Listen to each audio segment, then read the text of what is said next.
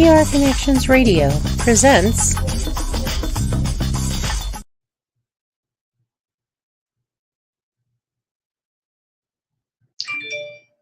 Good afternoon.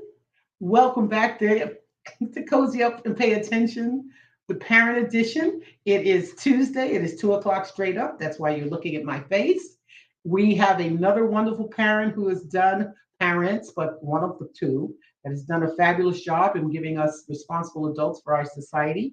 And if you would kindly take a deep breath and let it out slow, we'll be right back. Cozy Stone is a multi-talented comedian extraordinaire who has a real lust for life. She also combines humor and motivation, where she is known as a humorvational speaker. Her youthful ways and positive light make her a beacon for those of all ages. Cozy has lived a remarkable life that has paved the way for so many. She had the longest running open mic venue of 11 years at Tommy Rockers in Vegas, called Cozy's Comedy Corner, through which she introduced many up-and-coming comedians. Before going into comedy, she was one of the first female personal trainers and one of the top fitness trainers in the world. She has trained many greats such as Billie Jean King, Roberta Flack, Andrew Young, Ed Bradley, CCH Pounder, Al Pacino, and Earl Monroe. As a former competitive bodybuilder, she also owned a bodybuilding gym for women over 40 in Los Angeles for several years. She has worked in top positions for HBO, Playboy, and Tony Robbins. She also enjoys volunteer work, dedicating time to the New York Foundling Hospital and babies with AIDS. Cozy Stone has a message that shouldn't be missed. All right, Dana, please bring me my wonderful guest for the day, Miss Sarah Smith. Hi, Cozy. Head pickleball referee in Las Vegas. Let's promote our favorite sport in the whole wide world right now. How are you, sweetie? I am doing very well. I've been busy doing a little traveling, refereeing. Just came back from Texas last week. Had a great time, and yeah, keep it going. This is the first time I've ever seen you without your little white hat on. I get to see Yeah. your face. I know. Her hat and her sunglasses. And Sarah, before we get started, I always like to say to my audience, this show is about presenting parents, marketing, celebrating you parents who have done your job. We know that there are plenty of books on the shelf about parenting, but none are specific to the practices that you need for the DNA inside of your child. We also know that there's no such thing as a perfect parent, and the show has nothing, it will never have anything to do with parent shaming. If anything, we can offer some advice and some words of wisdom to some young people or old people who said, oh, well, that works, let me try it, right? So Right. what we want to do is to give the audience some background of where your beginnings, your humble beginnings. Where were your parents? What part of the country were they from? How old were they when they met? And how old was your mom when she had her first child? Well, I am from West Texas. I was born in Kermit, Texas, which is just Where were your parents born and raised? okay. I apologize. My parents were born in East Texas. Okay. And they were came from a small farming community, so they did a lot of sharecropping and picking cotton and all that kind of stuff. And I was born when they were both in their early 40s, and I was number 3 of possibly 7 children, because there's only 4 of us that I grew up with, but 3 apparently were stillbirths or miscarriages, or they don't tell you much about, especially about Black folks back in that time. Right.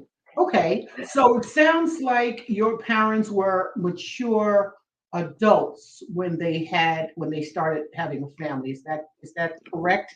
That is correct. Yeah, they had been out living by themselves for quite a while before we were born. Do you know how old your mom was when she had her first child? I do not know that. Okay, all right. That's not important. So you were raised on a farm. No, I was not raised there. Okay. That's where they were born, and Where then were they you? moved to West Texas, Okay. where I was born in a city, a small city, just east of Odessa, Midland, and very, very small place. But I was born there. My sister was born a few miles east of that. And then my two siblings were born there in Odessa, Texas. And that's where I grew up. Where did you meet the father of your child, and how old were you when you had your first child? Well, I was 19 when I had my first child. I met my boyfriend, her father, when I was 17, I think. Yeah. I mean, when you're growing up, you know each other. You're right there in the same town. But as far as us kind of making a true connection, I was probably 16 and a half, 17 at the latest. And I was a teenager. And is that the man you're with today? Happily, it is not. All right. So you have two kids, and the first one is with this teenager, correct? Yes, that is correct. And how long did you ever live together? No, we did not. Okay. We did not. You were teenage pregnant and still living at home with your parents. With my father. Right. So he went his way, right?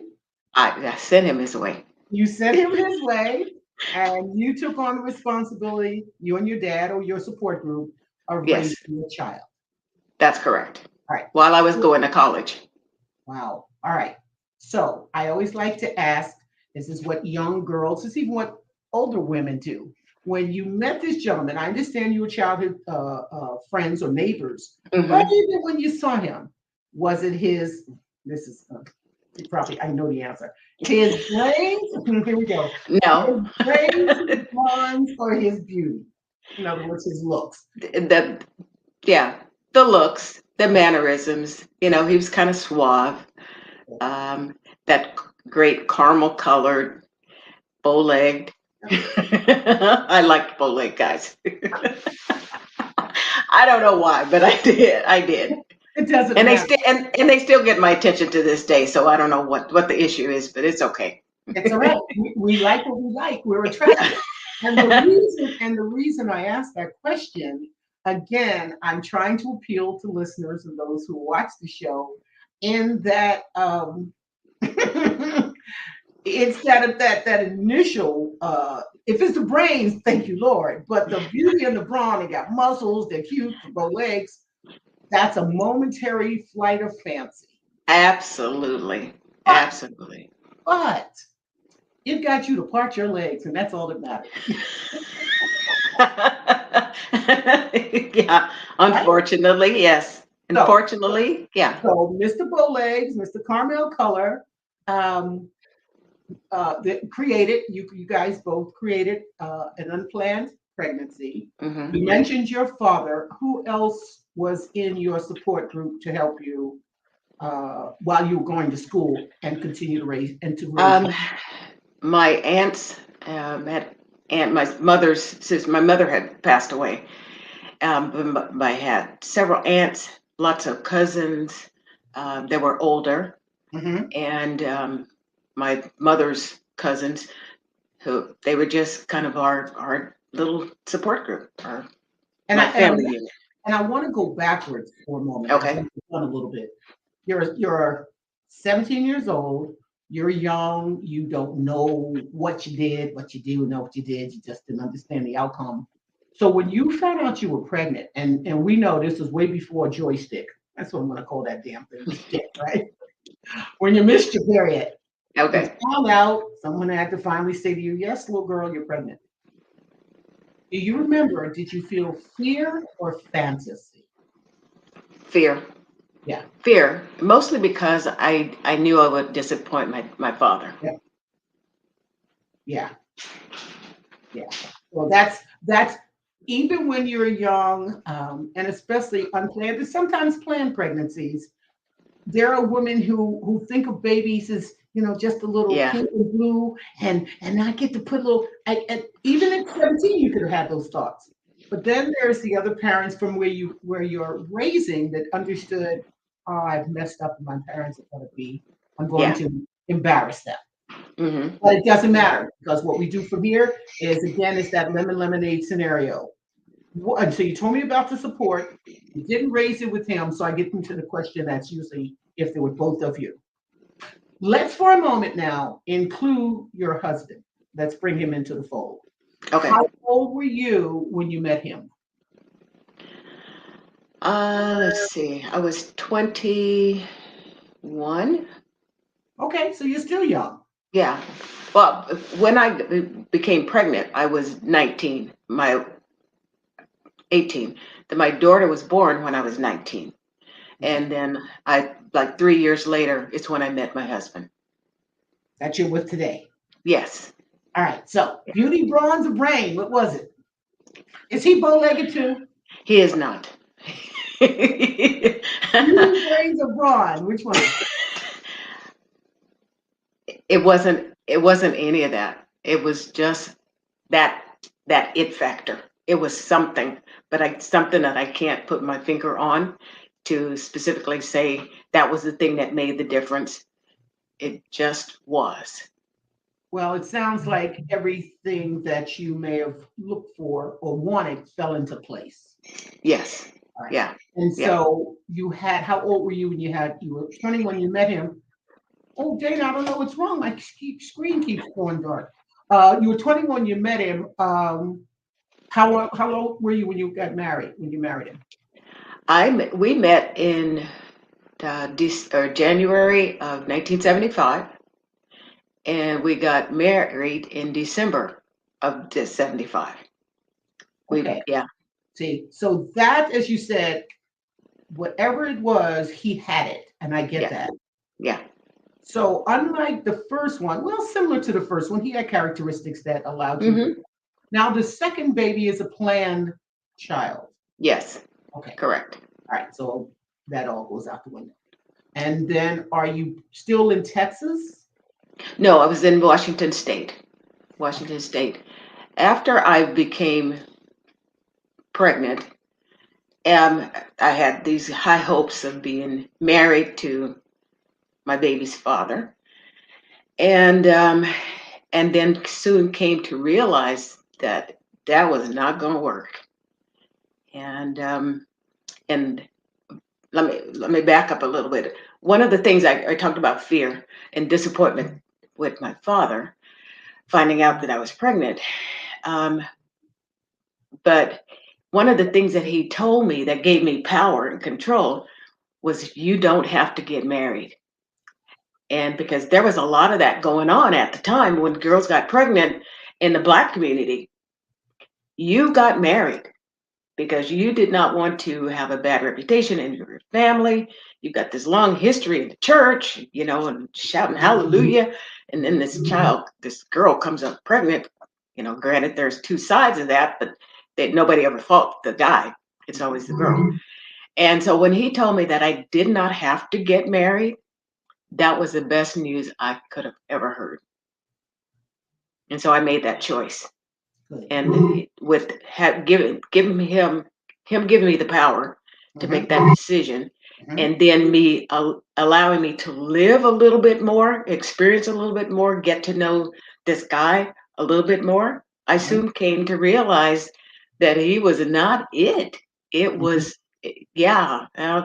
One of the one of the reasons, or the primary reason that helped me decide that he was not the person, is he said we were planning on getting married, and we were talking about having more children, fantasy, and it was the summer of the '72 Olympics, I remember it specifically. And he said that he would just going to be really excited about having kids, and in particular, he would like to be able to smoke marijuana with his kids. And I just went, whoa, we're stopping this train right here, and I'm getting off. When a person tell you, like my Angelou says, when they tell you who they are, believe them. That's right. And so that was a good decision. Good for you for listening and paying attention, and praise your father for not making your life into another mess. Yes, absolutely. Not making your life the mess. The baby's not the mess. Marrying him would have been that. It sure would have been. So now you're married to someone you love, someone who's responsible, someone's caring, someone's going to help you raise your first child, because now it becomes his child, because the kid's 3 years old. Yeah. Right. Yeah. Okay. Mm-hmm. So he just checked all the boxes. Yes. And that is, I was talking earlier to the producer. I have a friend, a male friend, who wants to do a show with me about the same thing. His perspective and mine as a female on the boxes. There are boxes to be checked. Yes. There are questions to be asked. There are actions to be taken. We don't get perfect, but doggone it, we can get better than zero. Absolutely. Because I can do it bad, Bob, all by myself. Okay, so here's so now you had your father, your mom was gone, you're raising. I think you just told it. The question is usually, what's some words of wisdom? No, what the question is, what are some words of wisdom that your dad gave you, or your mom, because I don't know how old you are when she passed. What are you doing?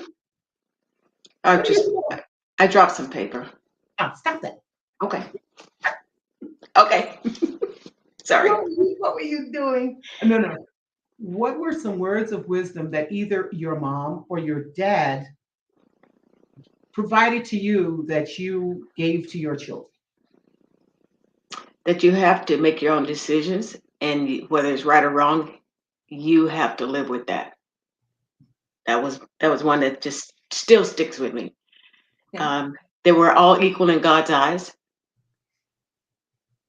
and mistakes will be made, but grow through those mistakes, and don't repeat them. That was the biggest thing. You can make a mistake, but don't keep doing the same thing, because that's, of course, it's a sign of crazy. And we don't need that. We don't need any help doing that. And he also said, you don't need a man to take care of you. So he taught me how to do things like change a flat tire, change the spark plugs, change the oil, know when the car needs a tune-up, and all those kinds of things that a lot of guys were being taught by their fathers, but my father taught his daughters. And well, at least me. I don't know if he taught the others that or not. So, but and he said, treat everybody with respect. Okay. And treat people. There's a lot that he provided. So yeah. Let's get to your questions. And questions out of the 40 that you chose for me to ask you. Did you and your partner, and now we're talking about just your husband, everything now is going to reflect on him. Did you and your partner, your husband, discuss disciplines before you two had your child together, and or while you were raising both of them? What were some disciplines that you discussed? That we were going to be, it was going to be a team effort. Okay. We would not just make rash decisions. Everything would be a combination of talking. If we got in the position where we had to make a single decision, we would want to hear that from each other, as opposed to it coming around the fence, from someone else. Okay. That's kind of what we were. We just decided to work. Everything had to be teamwork. And one of the initial things that we said before we got married was that divorce was not an option. Oh. Yeah. So we knew whatever came up could be worked out. wonder how many people actually say those words. I think those are good words to say. That's a nice goal, isn't it? Yeah, it is. It Nice is. It is. goal. Yeah. Yeah. All right, Just let's get to the next question. okay. Let's go. Tell me three important qualities you possessed, not your husband, you possessed before becoming a mother. I was independent. Okay. I was foolishly smart, Okay. and I was honest. Okay. Let's do the next question. I know the answer, and you're going to tell me why. Did you attend parent-teacher meetings for your children, and tell us why that's important? I absolutely did. And it was so necessary because we were in a predominantly white environment for our kids.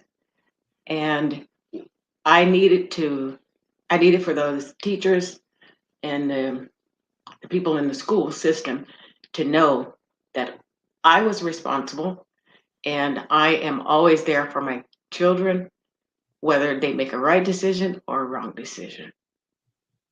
So we just had to make our presence known Good. because a lot of times things get missed or brushed over because parents aren't involved. That's right. So That's right. Got it. I have real quick, as an aside, I have parents, some family members, totally on top of their kids, and they didn't find out until the pandemic, and they lived in the South in that environment, and they didn't find out. Their daughters didn't share with them until the pandemic, and they were home schooling them, how terrible the teachers spoke to them. Oh wow. They never came home and told their parents. And they do the parent teacher meetings, they talk about, but these little girls didn't know, and that's something maybe parents maybe want to say to the kids. Did anything happen today that you didn't like? Did anyone say anything to you that would have made you cry? Did the kid push you? So they're now keeping their kids. They're never send their kids back to public school. The next wow. question, never. The next question is, what C word did you practice the most? And give me one. And it's choices, consequences, consistency, or compassion. For my children. Mhm. Um, Either I take think this one of two ways. that's Either you gave it to them or you instilled one of these in them. I think it was probably consequences. Okay. Because you have to make, regardless of what kind of decision you make, there is something that's affected that will be impacted by that decision. So there's always the consequences. And it doesn't always have to be negative. A lot of the consequences that you have are positive or good ones. You know, like me going out and learning how to play pickleball. That the consequences were, now I got a mat in front of my front door that says probably out playing pickleball. Well, I should do a show on the psychology of pickleball, but I won't. I have figured this game out, and it's a lot of psychology that goes with this game. Oh, I'm sure. Yes. But moving on, your last question is: what did you find, or no, because they're grown out, was the hardest thing about parenting?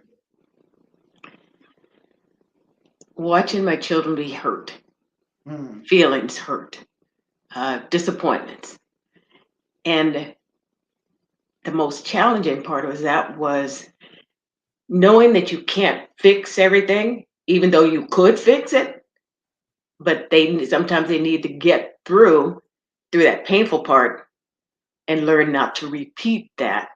So standing back, sometimes it was a very difficult choice to make, but you had to. You're like, I told you needed to be at home at 10 o'clock, and now it's 11:30, and where you been? What you been doing? Who you been with? Where'd you go? And here's the consequences for you not following step A, being back on that time. So I do have some minutes to piggyback on this answer you gave. What I'm hearing, and you'll correct me if I'm wrong, I would think when you say watching them get hurt, did that mostly come from their peers, their friends?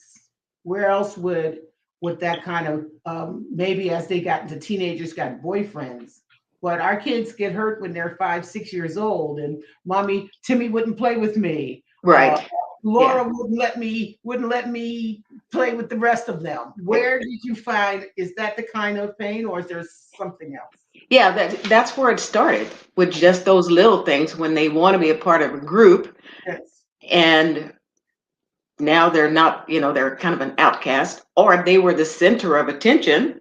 Mhm. I've seen that lots of times, center of attention, and then the script gets flipped on them, and then it hurts Right. when all your friends decided now they have a new best friend who just moved into town, or just whatever, as kids go.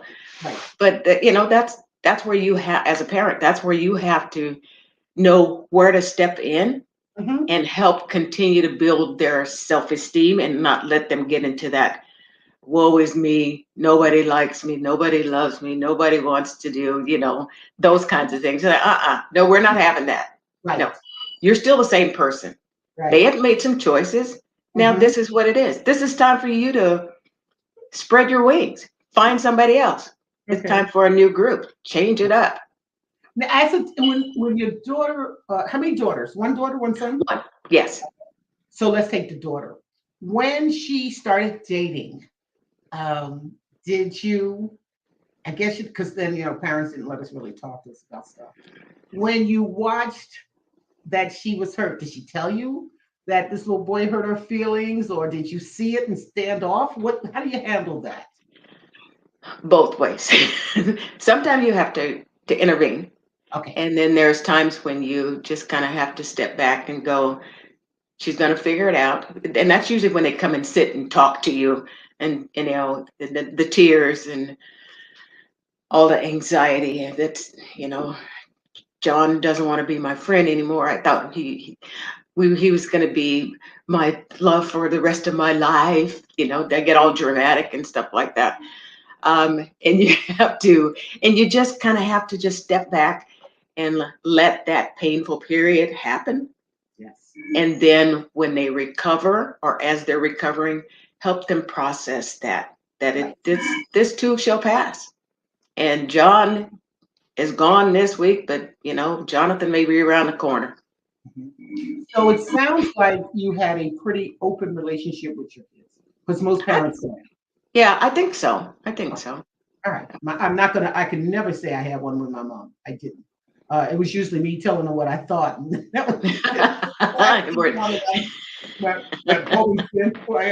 but for me to sit down, oh, God forbid, and talk about a boyfriend with my mother, that would never have gone over well. Yeah. I don't know why she had daughters if she didn't want little boys to look at me. He's like, Mom, what do you want? I mean, I'm not the ugliest girl in the neighborhood. I got a lot of personality. It didn't matter. Didn't matter. Everybody look at my daughter. All right, so let's get to your, we are so on time here. Your first question is, what is that? You got more noises in that room, Oh in that my house? goodness. That's your phone. I forgot to Yes, I All right, so we're apologize. almost done. Okay. Would you rather be, Sarah Smith, would you rather be the best player on a horrible team or the worst player on a great team? I'd rather be the worst player on a great team. That means that you got good sense, and they see something in you to allow you to be a part of that team. I can be, even if I can't do it all, I can be a good cheerleader. Right. I can be a good support. I've probably got some skills that somebody needs that the rest of the team doesn't have. Yes. So you just want to be a contributor. Yes. To the success. Come on, I'll be bad. I'll be the worst one. I can take it. I can take it. Yeah, we're winning. Yeah. You get the guy on the bench for the Lakers when they take it again. Oh. I say out loud, LeBron's going to get another ring and another seat. that guy who never gets on the court unless they get on the last 2 minutes after they're winning. Yeah, He's going home with the ring, isn't he? that's right. He is. He is. He's still part of that team, He's still that part of season, whether anybody remembers it or not. I was still part of that team. That's Yeah. right. Yeah, there are a lot of professional players in any and all sports whose team. Look at those 6 wins that Brady won. Whoever was on that. Oh, sure. They all got rings. And That's there were right. those who were the top and got all the TV coverage, and they left retired. They never got a ring. Oh, good. Like I said, I like that question, and I don't think there's no judgment call in that question. That's Right. Right. And so I'm not going to go into the answer to the other one. So this was fun. It was very informative. I knew when I asked you, it was just something. See, I see responsible adults and I know who they are. That's one of my gifts. Yes. You would not have come on here if you were not. And I sometimes have parents that ask me, and I know their kids, and I say, Yeah. You know, I have 2 that I care about, and I say I can never have you on my show, just because you don't fit the criteria that I'm trying to show. But I love them madly. So to just do a real quick review, came from married parents, raised well by your dad, went for the caramel skin and the bow legs. Whoops, got them oops. Your dad was kind enough and wise enough to not put you into another bad situation. You continued to go to school. You had your supporters who allowed you to get your education and raise your kid. Along comes along this other wonderful man who had checked all the boxes. You looked at him and said, I want to marry this man. I'm going to have his kids. And what is it, 35 years later? No, we're going to be on 50 in 2 years. Or 3 years. Yeah, we were married in 75. So, yeah. Wow. All right. 50 years later, you did good.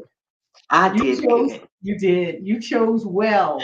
And it can happen. It can happen. And that's what my buddy and I were talking about yesterday. Marriage is a wonderful thing when you take the time. Because even as time goes on and you both grow at different times, you kept that communication open. And I love that you both said divorce is not an option. Yeah. And folks, how many of you out there has ever gotten married or gotten together and said divorce is not an option? That gives you something to grow on and to hold on to. So you've got an empty house. Do you have grandchildren now? I have 1 granddaughter. Yeah. You've got a granddaughter. Your daughter or whichever child is now giving them those worldly lessons that you provided. And I, as the host of Cozy Up with Pay Attention to Parent Edition, gets to say from the whole world, I speak for the whole world, and that is to say thank you. Thank you for inviting me. You and your husband, thank him for me doing your job of giving us in this world some other people that cared, that provided caring children. They'll provide caring kids. It does follow. Good follows good. Unfortunately, bad follows bad. Hopefully, there'll be enough people that'll start watching the show, and hopefully you'll share it and find me some more guests, if you will. Okay. And before we go off, I'd like to also talk about I like doing this. Cozy Up and Pay Attention. Cozyisms, the art of paying attention, self-published books on Amazon, quick wit, entertaining, great art. I have 2 artists in this book, 1 artist in here. One-liners for the most part, for those of you who say you don't like to read, and I still say don't say that out loud. Bathroom reading, living room reading. It's affordable and you'll get a lot out of it. So I thank you if you would go to Amazon and purchase my books.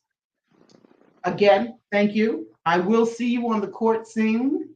I'm still healing, but I haven't paid in 7 months. Oh my goodness. Yeah. So I'm now off the court longer than I was on the court. So me and God are having this conversation. I need to get back out. And I've got folks who are calling and asking me when. Yeah. Thank you, Sarah Smith. Thank all of you and any of you that are watching today. And in conclusion, as we end this show every week, and I like to say, folks, sometimes when we know better, we do better. Amen. I'll see you next week.